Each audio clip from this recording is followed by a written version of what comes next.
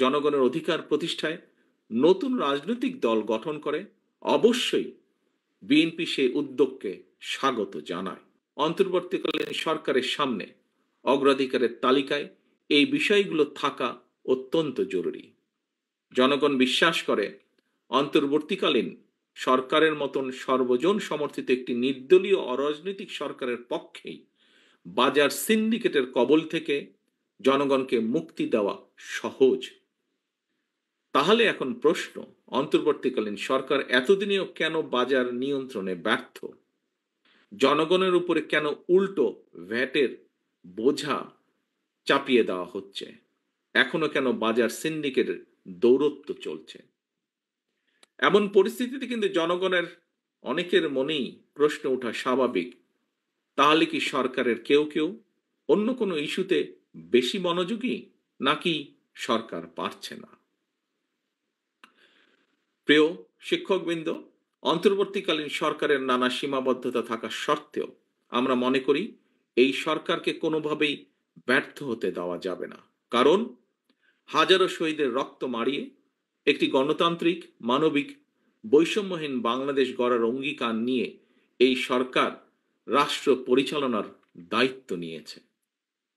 প্রিয় শিক্ষক, শিক্ষার্থী, তরুণ, ছাত্র ভাই ও বোনেরা, দেশের ছাত্র তরুণরা রাষ্ট্র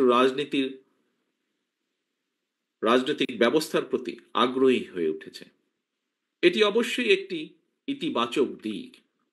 এইসব তরুণরাই গত ১.৫ দশকে একটি নির্বাচনেও ভোট দিতে পারেনি। তারা গণতান্ত্রিক রাজনৈতিক অধিকার বঞ্চিত এইসব তরুণদের কেউ যদি জনগণের অধিকার প্রতিষ্ঠায় নতুন রাজনৈতিক দল গঠন করে, অবশ্যই বিএনপি সেই উদ্যোগকে স্বাগত জানায়। তবে যে কথাটি এখানে কোনো বক্তা বলেছেন, আমিও একই সাথে উল্লেখ করতে চাই, তবে রাজনৈতিক দল গঠন করতে গিয়ে কেউ যদি রাষ্ট্রীয় কিংবা প্রশাসনিক সহায়তা নেন, সেটি জনগণকে হতাশ করবে, কিংবা অন্য রাজনৈতিক দলের প্রতি তাদের আচরণ কিংবা বক্তব্য, মন্তব্য যদি ঝগড়া সুলভ অথবা প্রতিহিংসামূলক হয়, সেটিও জনগণের কাছে হবে অনাকাঙ্ক্ষিত। অবশ্যই আজকের তরুণরাই আগামী বাংলাদেশ।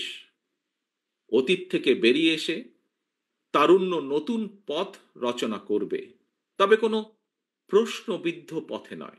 পথটি অবশ্যই হওয়া উচিত স্বচ্ছ এবং স্বাভাবিক।